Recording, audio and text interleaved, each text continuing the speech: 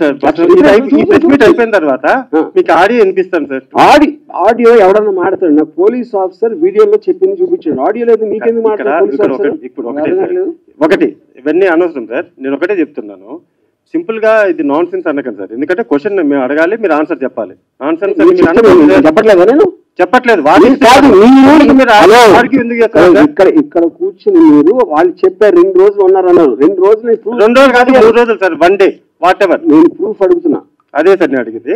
పోలీసులు చూపించకుండా ఊరికే మాట్లాడద్దు, అది నేను చెప్పేది. ఓకే, సినిమా షూటింగ్ అని చెప్పారు కదా సార్, సినిమా షూటింగ్కి వెళ్ళామని చెప్పారు. ఏ సినిమా సార్? ఏం సినిమా మీకు ఎందుకు చెప్పాలండి? ఇప్పుడు ఎందుకని పిలిచారు? అసలు పోలీస్ మీరు పిలిచారు కాబట్టి మేము వచ్చాం sir. Don't want to talk. మీ సమాధానం లేనప్పుడు ఇంక ఇలానే చెప్పను. ఇప్పుడు ఒకటే నేను ఇందాక ఒక చాలా ఇంపార్టెంట్ పాయింట్ చెప్పాను. 2 people ఆర్ మోస్ట్ ఇంపార్టెంట్ ఇక్కడ. పోలీసులకి they have every right to ask. ఏం అడగాలి? ఎక్కడ ఉన్నాడు రామగోపాల్? ఇక్కడ లేడు, షూటింగ్లో ఉన్నాడు. ఏ షూటింగ్ అని అడిగారా? అడగల. ఎక్కడ ఏ ప్రాంతంలో జరుగుతుంది అన్నారా? అడగల.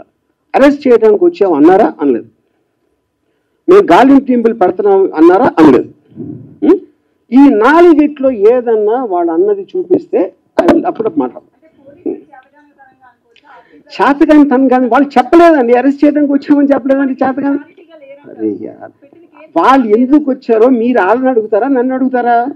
అరే ఏం అట్లా కాదండి. సరే ఓకే, వదిలేసేయండి. మామూలుగా ఇన్ జనరల్ గా పోలీసులు అనేటువంటి వాళ్ళు మన ఇళ్ళ మీద కానీ ఎక్కడికైనా వచ్చినట్లయితే అది చాలా ప్రెస్టేజ్ క్వశ్చన్. ప్రతి ఒక్కళ్ళు కూడాను అవమానపడతారు, పోలీసులు వచ్చారు వాళ్ళ ఇంటికి అని.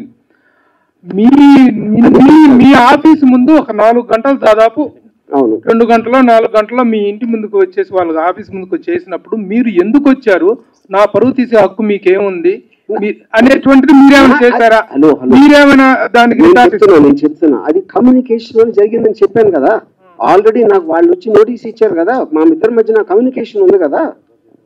ఉన్న తర్వాత వాళ్ళు వచ్చారు, అప్పుడు నేను లేను. తర్వాత వాళ్ళు వెళ్ళిపోయిన తర్వాత ఇంతవరకు వాళ్ళు నాకు కమ్యూనికేట్ చేయలేదు నాతో ఇంతవరకు. అర్జున్ గారు, వైసీపీకి సపోర్ట్ చేసిన సినీ పెద్దలు అంటే పోసాని కానీ ఆలీ గారు కానీ ఇక్కడి నుంచి మాకు రాజకీయాలతో సంబంధం లేదు, మేము రాజకీయాల నుంచి వైదొలుగుతున్నామని వాళ్ళు ముందే అనౌన్స్ చేశారు. మీరు ఎందుకు చేయలేకపోయారు? నేను ఎందుకు చేయాలి? అదేంటి అసలు నేను నా ఇష్టం వచ్చింది చేస్తానండి. అది లా పరిధిలో లేనప్పుడు జ్యుడిషియరీ డెసిషన్ తీసుకుంటుంది, అది కరెక్టా కాదని. మధ్యలో ఎవరు చెప్పడానికి నేను చేయాలో చేయకూడదని. సార్ హరి, నేను వెంకట్ ఇంటివి సార్. గతంలో మీరు సోషల్ మీడియాలో పోస్ట్ చేసిన అంటే కార్టూన్స్ వల్ల ఇప్పుడు వివాదం నడుస్తుంది కదా, మరి దాన్ని ఫుల్ స్టాప్ పెడతారా? మళ్ళీ అదే పవన్ కళ్యాణ్ చంద్రబాబు మళ్ళీ వేస్తారా? నేను ప్రతిరోజు 5-6 పెడతా, ఇప్పుడు కూడా పెడతానే ఉన్నా. చెప్పాను కదా, డొనాల్డ్ ట్రంప్ చెప్పాను కదా ఇందాక. అంటే నేను పొలిటికల్ నుంచి తప్పుకున్నాను అని 6 నెలల క్రితం వ్యూహం రిలీజ్ ముందు చెప్పాను. ఆ రోజు నుంచి ఇంతవరకు నేను ఒక్క ట్వీట్ కూడా పెట్టలేదు.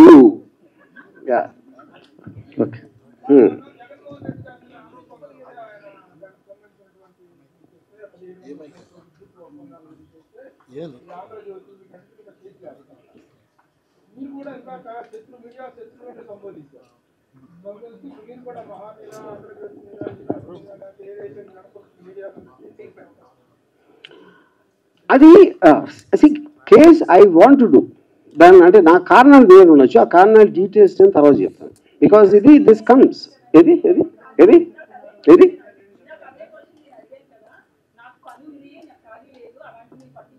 అవును. ఇప్పుడు నాకు అసలు పని లేదు, టైం లేదండి నాకు. అదే వేరే నేను వచ్చింది కేసులు వేయటానుగా, నాకు ఏం అవసరం? అది రావటానికి ఛాన్స్ లేదండి. ఎందుకంటే సోషల్ మీడియా అనేది విపరీతంగా విస్తరించిపోయింది. వేలు మీద ఎలా పెడతారు మీరు? అసలు ఎలా పాసిబుల్? అది ఎవ్వరు చేయలేరు కూడా. వర్మ గారు, ఇక్కడ అంటే మీరు ఏది సీరియస్ గా తీసుకోరు, సో అదే ఆ లైట్ తీసుకోవటం వల్లే మిమ్మల్ని కూడా మీడియా లైట్ తీసుకుని మీ మీద స్టోరీలు వెళ్ళిందని చెప్పేసి అనుకోవచ్చు. మీడియాకి ఒక పర్టికులర్ పర్సన్ మీద ఉంటుందని నేను అనుకోనండి. వాళ్ళకి స్టోరీలు ఉన్న ఇంట్రెస్ట్ ఎంటర్టైన్మెంట్ చూస్తారు, కానీ ఎవరి మీద పర్టికులర్గా పర్సనల్గా తీసుకుంటారని నేను నమ్మను. ఉదాహరణకి సుశాంత్ సింగ్ రాజ్పూత్ అప్పుడు ఆల్మోస్ట్ రిపబ్లిక్లో అర్ణబ్ గోస్వామి 1 year నడిపాడు క్యాంపెయిన్. తర్వాత ఒక్కరోజు సడన్గా ఆపేశారు. అది దానికి ఏం సొల్యూషన్ రాలేదు, ఏమి రాలేదు. అప్పుడు ఆ అమ్మాయి పేరు మర్చిపోయాను నేను, heroine Sushant Singh girlfriend, తన మీద ఇప్పుడు తన మీద కంటిన్యూస్గా తనే చేసింది అని జైలుకి ఇంకా అరెస్ట్ చేయలేదని నడిపారు కదా. అర్ణబ్ గోస్వామికి ఆ అమ్మాయికి ఏం కానీ ఎప్పుడు కలిసి కూడా ఉండరు నాకు తెలిసి 100%. ఏదో ఆ టైంలో అనిపిస్తుంది మీడియాకి, అంటే ఒక వేవ్ లాగా వచ్చి వెళ్ళిపోతుంది. ఎవరు కూడా ఎవరిని పర్టికులర్గా పర్సిక్యూట్ చేస్తారని నేను అనుకోను. ఒకటి సోషల్ మీడియాని ఎవరు కంట్రోల్ చేయలేరు అన్నారు, బట్ వ్యక్తిగత క్రమశిక్షణ ఎవరికి వాళ్ళు మెయింటైన్ చేస్తే ఏ గోళ ఉండదు కదా. బట్ ఎంటర్టైన్మెంట్ మీరు ఏది పెడితే ఇబ్బందులు వస్తాయి నమ్ముతారా? అసలు ఇప్పుడు ఇది ఎలా ఉంటుందంటే పొద్దున్న లేసి బాగా చదువుకుని మంచి పనులు చేసుకుని మంచి పెళ్లి చేసుకుని పిల్లలు కానీ అని చెప్పినట్టు ఉంది. ఎవరికి వాళ్ళు క్రమశిక్షణ అంటే వాళ్ళకి లేదు. లేనప్పుడు ఏం చేస్తారు కదా ప్రాబ్లం. ఇక్కడ ఉన్నోళ్ళు ఏంటి మనకేం అవసరం. ఇన్ కేస్ రాజీవి అరెస్ట్ అయ్యి జైల్లో ఉంటే జైల్లో ఎలా టైం స్పెండ్ చేస్తారు? అక్కడ విస్కీ ఉండదు, ట్వీట్ చేయడానికి ఫోన్ ఉండదు, వర్డ్కా ఉండదు, అమ్మాయిలు ఉండరు. Good question. The point is మనకి సారీ ఎవ్రీథింగ్ మనకు కావాల్సింది ఉండాలని జీవితంలో ఎప్పుడు జరగదు. నాకు అంబానీ అంత డబ్బు ఉందా? లేదు. నాకు ఎవడో అలాంటి కారు ఉందా? లేదు.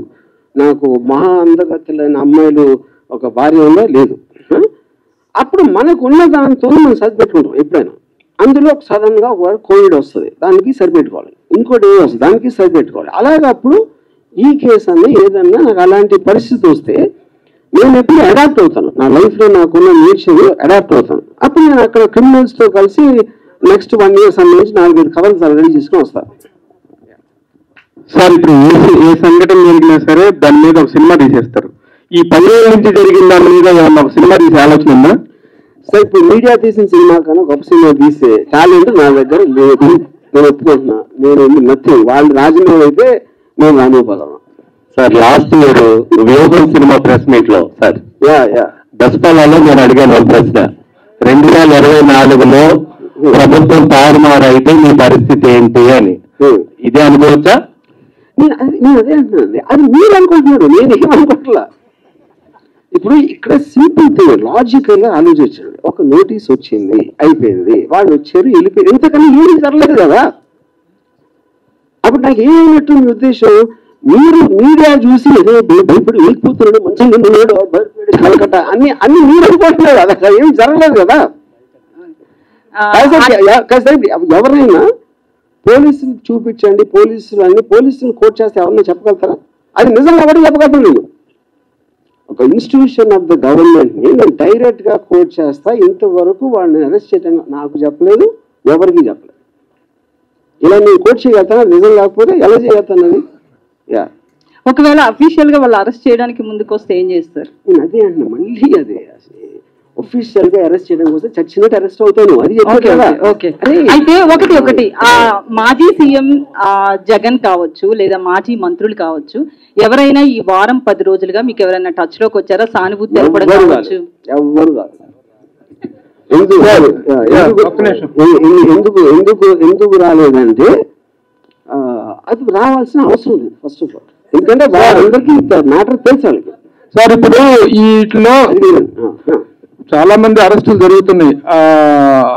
బోరుగడ్డ అనిల్ కానీ, శ్రీరెడ్డి మీద కానీ, పోసాని కృష్ణమురళి కానీ, సజ్జల వర్ర వీళ్ళందరూ చాలా ఫిల్తీ లాంగ్వేజ్ వాడారు, చాలా దారుణమైన భాష వాడారు. కానీ రామ్ గోపాల్ వర్మ భాష ఎప్పుడు వాడలేదు. యాజ్ ఓన్లీ పోస్టెడ్ అనేటువంటి ఒక సెటనికల్ గా పోస్టులు వేసాడే తప్ప ఇలాంటి ఫిల్తీ లాంగ్వేజ్ వాడలేదు. ఆయన అరెస్ట్ చేయటం అనేటువంటిది అంత ఇది కాదు అనేటువంటిది, ఆయన మీద చర్య తీసుకోవడం అనేది అంత కరెక్ట్ కాదు అనేటువంటి ఒక సాఫ్ట్ కార్నర్ సానుభూతి మీ మీద ఉంది. How do you take that? First of all అది అంటే వాళ్ళు ఎవరైతే మీరు పేరు చెప్పారో వాళ్ళు మాట్లాడుతున్నది కేసు కాదు కూడా నాకు తెలియదు. ఎందుకంటే అది రెటారిక్ కింద వస్తుంది నాకు తెలిసి. అంటే ఒక ఫర్ ఎగ్జాంపుల్ నన్ను చంపితే ₹1,00,00,000 ఇస్తాను ఒక ఆయన అన్నాడు, నా పేరు మర్చిపోయాను. ఇప్పుడు అంత డైరెక్ట్ గా కాంట్రాక్ట్ కిల్లింగ్ మర్డర్ చేయమని ఆఫర్ ఇచ్చిన అతని మీద case complaint, but nothing happen. ఎందుకంటే టీవీలో కూర్చుని చెప్పటానికి ఏ భాష, ఇవాళ భాష ఎవరు వాడట్లేదు, బూత్ మాటలు ప్రతి లీడర్ వాడుతున్నాడు. మినిస్టర్ పోస్ట్ లో ఉన్న వాళ్ళు వార్తలు బూతులు మాడారు, పోలీసులు తిడతారు, వాళ్ళని చేస్తారు. అసలు ఎవరు చూస్తున్న ఇంగి జ్ఞానం లేకుండా కూడా తిడతారు. వాళ్ళ మీద కేసులు ఉన్నాయా? ఎక్కడ లేవు కదా. అంటే అది నేను చెప్పింది ఫస్ట్, నేను వచ్చి చెప్పింది ఆ లాస్ అనేది క్లారిటీ లేనందుకు జరుగుతుంది. ఎవరికి తెలియదు దాని మళ్ళీ ఎలా దాన్ని ఏం చేయాలి, కంట్రోల్ చేయాలా, కేసు పెట్టాలా, ఏం చేయాలి అనేది తెలియదు ఎవరికి. అది అంటే ఫైనల్ గా ఇది పోలీసులకి రాజగోపాలకి జరుగుతున్న లవ్ స్టోరీ, ఇందులో మీరే ఇన్వాల్వ్ అవ్వద్దు అనేది మీరు కోరుకుంటున్నారా? ఎట్లా? పోలీసు వారు వాళ్ళది చేస్తున్నారు, నేను తీసుకుంటున్నాను. మీరు మధ్యలో వచ్చి మీరు సినిమా తీశారు, అది నేను చెప్పేది. పోలీసులు తీయలేదు, నేను తీయలేదు సినిమా ఇక్కడ. సార్ మీ నెక్స్ట్ సినిమా కోసం అందరు కూడా వెయిట్ చేసిన పరిస్థితి, మరి నెక్స్ట్ ప్రాజెక్ట్ ఎప్పుడు రాబోతుంది, ఎలాంటి ప్రాజెక్ట్ అనుకుంటున్నారు? ఆల్రెడీ 2 సినిమాలు అయిపోయినాయి. ఒకటి సారీ నేను ఒక థ్రిల్లర్